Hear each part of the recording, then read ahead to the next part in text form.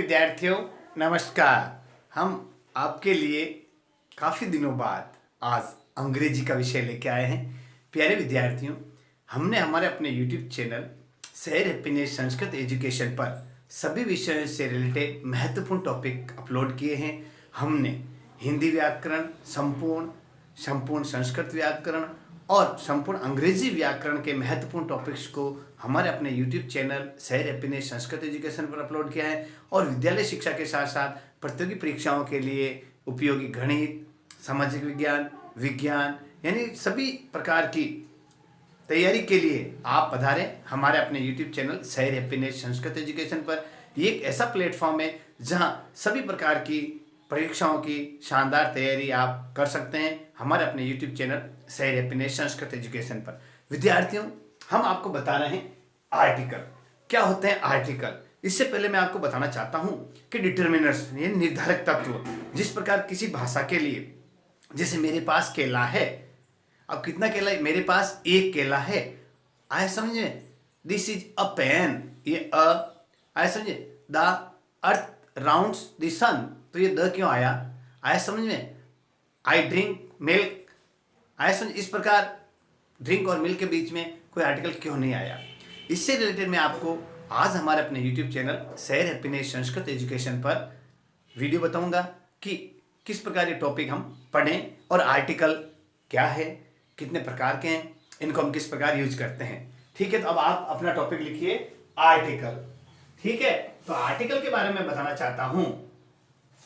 ठीक है, इसमें बताना चाहता हूं कि जो डिटरमिनर्स होते हैं, डिटरमिनर्स के अंतर्गत आपको आर्टिकल, संकेतवाचक, संबंधवाचक, जो भी न्यूमेरिकल डिटरमिनर्स हैं, पॉजिटिव डिटरमिनर्स है, अच्छा डेमोन्स्ट्रेटिव डिटरमिनर्स है, ये जो बता रहा हूं सबसे बाद में बताना चाहता हूं मैं डिस्ट्रीब्यूट न्यूमरेशन के बाद में आर्टिकल। आर्टिकल हमारे कोर्स में दो प्रकार के होते हैं, एक तो इंडेफिनेट और एक डेफिनेट।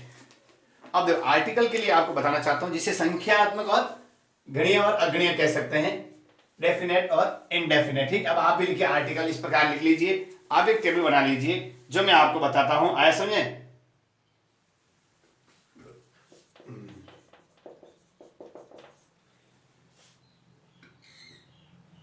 डेफिनेट आर्टिकल और अब दूसरा लिखिए इनडेफिनेट। ठीक है ना, इनडेफिनेट आर्टिकल। प्यारे विद्यार्थियों, जब मैं बताना चाहता हूं कि जिसे बताना चाहता हूं, जो नाउन होती है आपके काउंटेबल और अनकाउंटेबल, काउंटेबल में भी सिंगुलर और प्लूरल होती है, आए समझ में? अब मैं बताना चाहता हूं आजकल जिसे डेफिनेट, इनडेफिनेट और एक नया आ रहा है जीरो आर्टिकल। जीरो आर्टिकल जो मॉडर्न इंग्लिश में आ रहा है, यानी कहीं पे भी आपको आर्टिकल यूज नहीं करना है, उनसे संबंधित मैं आपको जानकारी हमारे अपने YouTube चैनल शहर हैप्पीनेस संस्कृत एजुकेशन पर विस्तृत बताऊंगा। तो सबसे पहले आते हैं इनडेफिनेट और डेफिनेट। इनडेफिनेट के अंदर आपके दो पार्ट्स हैं, ए और एन। ठीक है, ये समझ आना चाहिए। और डेफिनेट के अंदर आता है द, ठीक है, और जीरो आर्टिकल के अंदर क्रॉस आता है। ये जानकारी आप रख लीजिए। इसके बाद मैं बताना चाहता हूं सबसे पहले, जैसे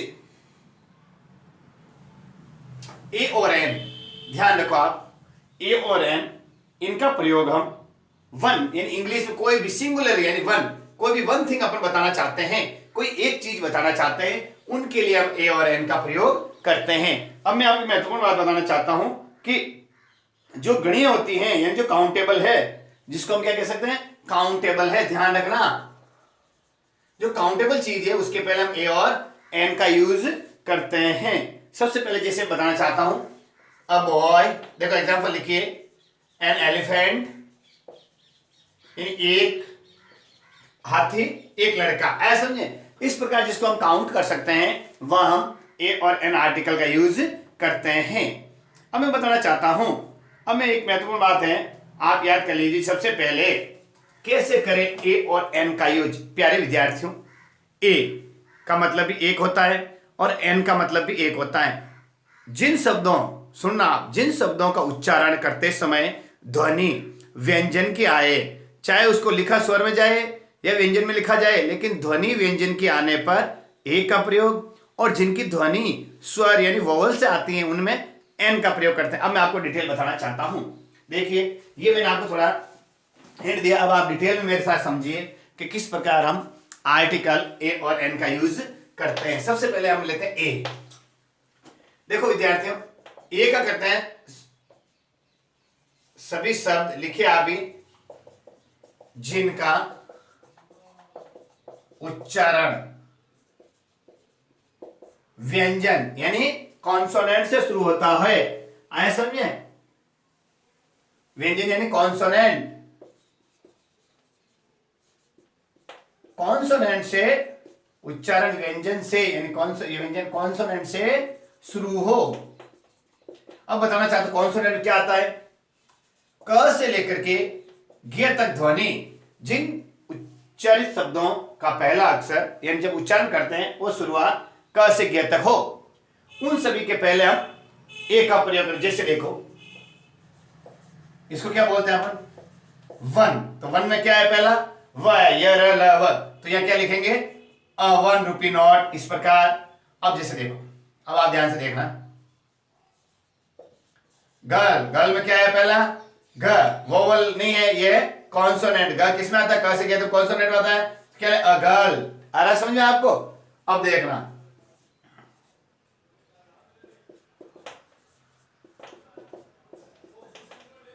यूनिवर्सिटी, क्या अक्षर पहला आया? यू, तो क्या आएगा? A university. आया समझे? यूनिट, क्या आया? ये आया, तो अ यूनिट। आ रहा समझे आपके? आया समझे? देखो, अ डीएसपी, डीवाईएसपी को क्या कहेंगे? डी, ड आता है तो पहले अ डीवाईएसपी। आ रहा आपके समझ में? यानी जिन शब्दों का उच्चारण करते समय सबसे पहले उनकी शुरुआत व्यंजन से हो, वह हम हमेशा ए आर्टिकल का प्रयोग करेंगे। आज समझ आ रहा है आपके? जैसे अ बुक, अ मैंगो। आ रहा समझ आपके? ये जो वर्ड मैं ले रहा हूं आपके लिए, ये सारे के सारे आपके ऐसे शब्द हैं जिनका उच्चारण व्यंजन से होता है। बिल्कुल समझ आ गया? आ रहा समझ? यानी स्वर से हो, लेकिन ध्यान रखना आप, देखो ये हो रहा, इंग्लिश के अंदर आपको महत्वपूर्ण बात बता रहा हूं, ए, ई, आई, ओ और यू, ये 5 वोवल है। क्या है ये वोवल है, इनको वोवल माना गया है, लेकिन ये उच्चारण देखो, यू से शुरू हो रहा है, ये वोवल है, लेकिन उच्चारण में क्या आ रहा है?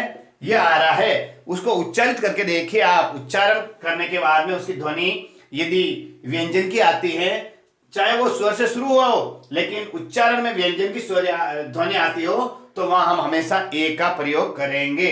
ठीक है? अब देखो, ये आपके ए का अच्छी तरह समझ आ गया होगा कि हम कहां ए का प्रयोग करते हैं। ठीक है?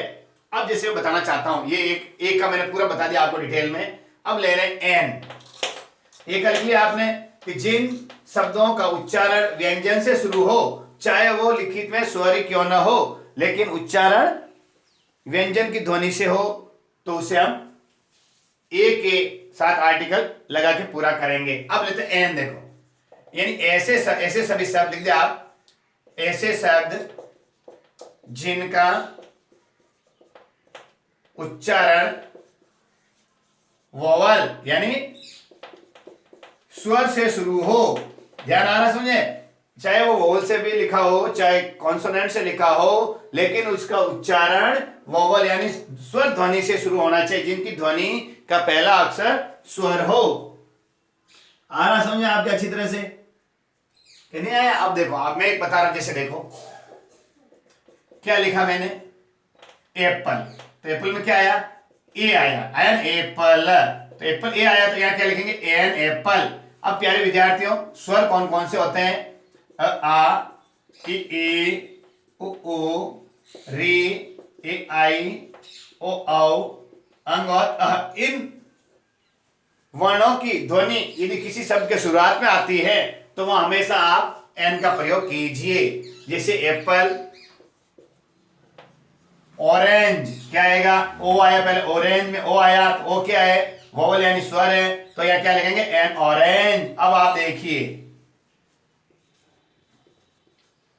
मीनिंग किससे शुरू हो रही है? एच से। एच किस में जाता है? कॉन्सोनेंट में, लेकिन इसका उच्चारण करने के लिए अपन क्या कहेंगे? अव। एन आवर, क्यों कि उच्चारण स्थल में अ आया है, इसीलिए आपको इसमें एन आवर लगाना पड़ेगा। जैसे अम्ब्रेला, अम्ब्रेला में क्या आया, पहले अ आया, अम्ब्रेला में पहले क्या है, अ आया, तो क्या लिखेंगे अपन, एन अम्ब्रेला। यानी जिन शब्दों का उच्चारण स्वर यानी वोवल से शुरू हो तो वहां हमेशा एन का प्रयोग करेंगे, चाहे उसकी शुरुआत कॉन्सोनेंट से क्यों नहीं हुई, लेकिन ध्वनि उसकी वोवल की आनी चाहिए। जैसे मैं लिख रहा हूं IAS, माई फ्रेंड इज खाली जगह IAS, तो IAS में क्या आया, पहला अक्षर देखो IAS, इसमें पहले आ आया, तो एक है my friend is an IAS। Mister Gupta is खाली जगह SP, तो SP में क्या आएगा, देखिए एस में ए, एस में भी देखो, ये नहीं कि एस में नहीं, एस में भी जो सबसे पहला अक्षर आया ये ए, तो ए किसका है, प्रत्येक वोवल का, यानी वोवल ए, ए आया नहीं, ये एसपी में ए आया, तो NSP लिखेंगे, NSP लिखेंगे। इस प्रकार आपको ये अच्छी तरह क्लियर हो गया होगा कि जिन शब्दों की शुरुआत व्यंजन से हो यानी कॉन्सोनेंट से हो, जिनकी ध्वनि व्यंजन से शुरुआत होती है, चाहे वो किसी में लिखा जाए कॉन्सोनेंट या वोवल में लिखा जाए, लेकिन ध्वनि हमेशा कॉन्सोनेंट की आए तो ए का प्रयोग करेंगे। और वे शब्द जिनकी ध्वनि वोवल यानी स्वर में आए, अर्थात कॉन्सोनेंट लिखो चाहे वोवल लिखो, लेकिन ध्वनि हमेशा वोवल यानी स्वर में आए तो वह हमेशा एन का प्रयोग करेंगे। ये आपका डाउट क्लियर हो जाना चाहिए अच्छी तरह से कि किस प्रकार हम ए और एन का प्रयोग करते हैं। अब मैं बताना चाहता हूं कि ए और एन का प्रयोग, ये दोनों का समझ में आ गया होगा। अब यूज, स्पेशल यूज कहाँ कहाँ करते हैं, सबसे पहले बताना चाहता हूं, कोई भी एक वाची संख्या जो गिनने योग्य है, जैसे एन एप्पल, अ बुक, तो गणीय वस्तुएं हैं जिसको हम एक ओनली सिंगुलर के लिए हम ए और एन का प्रयोग कर सकते हैं। दूसरी बात बताना चाहता हूं कि पूरी जाति का बहुत करो, जैसे a horse has a tail, देखो शाबाश, ये बात भी महत्वपूर्ण है। A horse has a tail, a horse has a tail, तो हॉर्स है जो संपूर्ण हॉर्स को रिप्रेजेंट करते हैं, तो उसमें यानी हॉर्स की पूंछ होती है, तो ये अ हॉर्स यानी जाति समुदाय को पूरा। A dog is a faithful animal, तो क्या पूरे डॉग से रिलेटेड है, सभी डॉग से, तो यहाँ हम जाति से संबंधित पूरे समूह को शो करने के लिए भी ए और एन का प्रयोग हम आर्टिकल का यूज करते हैं। अब मैं बताना चाहता हूं, जैसे देखो he is a lecturer, he is a lecturer, यानी ही के साथ में हमने उसका जो पद बताया है, अर्थात सर्वनाम के पूर्व शब्द के रूप में भी हम इसका यूज कर सकते हैं। अब बताना चाहता हूं, जैसे अ कोल्ड हेडेक में a headache, a pain, a noise, यानी नाउन के पहले भी कुछ नाउन होते हैं, उनके पहले हम क्या करते हैं, जैसे अ कोल्ड, एक जैसे बुखार आ गया मुझे, तो ये नाउन अ कोल्ड, उसके पहले आई कोल्ड, यानी मुझे जुकाम लग गया, तो ये इसके पहले भी हम अ कोल्ड। जैसे और बताना चाहता था तो आपको a headache, a pain, a noise. उसके बाद में महत्वपूर्ण बात ये ध्यान रखो कि कुछ विशेष संख्यावाची शब्द होते हैं, कुछ विशेष संख्यावाची शब्द, जैसे a 1 rupee note, a dozen, a dozen एक दर्जन, तो क्या ये अ डजन आया समझ। इसके पहले भी हम एक का प्रयोग कर सकते हैं, 100 rupees, a great many of, इस प्रकार आया समझे। ग्रूस के लिए a lot of, a great deal of, 1000, a million, इस प्रकार भी हम जैसे वाटर आया समझ, इस प्रकार भी water, beautiful bird, what a beautiful bird, यानी जो एक्सक्लेम विद जॉय, एक्सक्लेमेटरी जो सेंटेंस होता है, what a beautiful house, what a beautiful house, तो अ ब्यूटीफुल इसमें ऐसा है, ये शायद इंटरोगेटिव नहीं है, ये एक्सक्लेमेटरी सेंटेंस है, तो व्हाट अ ब्यूटीफुल उसके साथ में विस्मयबोधक शब्दों के साथ में हम एक का प्रयोग करते हैं। अब बताना चाहता हूं, जैसे देखो बर्ड्स ऑफ फीदर फ्लॉक, जैसे टू एट ए टाइम, इस पर जो आपको बोलते हैं उनको क्या बोलते हैं, वो इडियम्स ऑफ फ्रेज में भी हम एक का प्रयोग करते हैं, आज समझे। और महत्वहीन व्यक्ति के पास, जैसे अ मिस्टर रमन, देखो महत्वहीन व्यक्ति, a mister Raman has want to meet you, ऐसा समझे, वांटेड टू मीट यू, यानी ये सेंटेंस बताना चाहता हूं, a mister Raman wants to see you, a mister Raman wants to see you, यानी जिसका महत्वहीन है, जिसको हमने जानते अपरिचित के साथ में भी हम एक आर्टिकल का प्रयोग कर सकते हैं। अब बताना चाहते जो फेमस है, देखो this man is a Gandhi, this man is a Gandhi, यानी उपमा दी गई है। अ गांधी यानी गांधी की जैसा उसका बिहेव है, तो उस किसी को उपमा दी जाती है तो उसके किसी का प्रतीक बताने के लिए भी हम क्या करते हैं, ए का प्रयोग करते हैं। अब जैसे देखो ये तो यूज हो गया, इनके यूज कहां नहीं करना है जहां काउंटेबल नाउन हो, यानी जैसे देखो दीज, देखो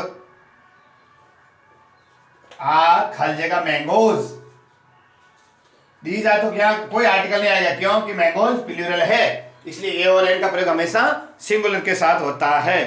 आ रहा समझ आपको।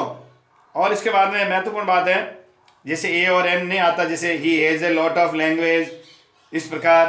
तो आज जैसे और अनकाउंटेबल और प्लूरल नाउन, जो अनकाउंटेबल है प्लूरल नाउन है, उनके पहले कभी भी ए और एन का प्रयोग नहीं करते हैं। अनकाउंटेबल जैसे गोल्ड, वाटर, मिल्क, और प्लूरल जैसे बुक्स, किसी का भी जैसे मैंगोज, तो हमेशा ध्यान रखना अनकाउंटेबल और प्लूरल के साथ में आपको ए और एन का प्रयोग नहीं करना है।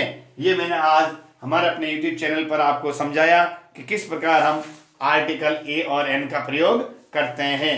अगले वीडियोस में आपको महत्वपूर्ण जानकारी द आर्टिकल के बारे में दी जाएगी। तो विद्यार्थियों, आपसे विनम्र निवेदन है कि आप ज़्यादा से ज़्यादा इन वीडियोज़ को बच्चों तक पहुँचाइए और आप भी इन बच्चों को आपकी तरफ से विद्यादान में योगदान दीजिए। तो जिन्होंने सब्सक्राइब नहीं किया है हमारा अपना यूट्यूब चैनल सैर अपने संस्कृत एजुकेशन, सब्सक्राइब कीजिए, बेल आइकन दबाइए और लाइक ज़रूर कीजिए और इनको सेंड भी कीजिए।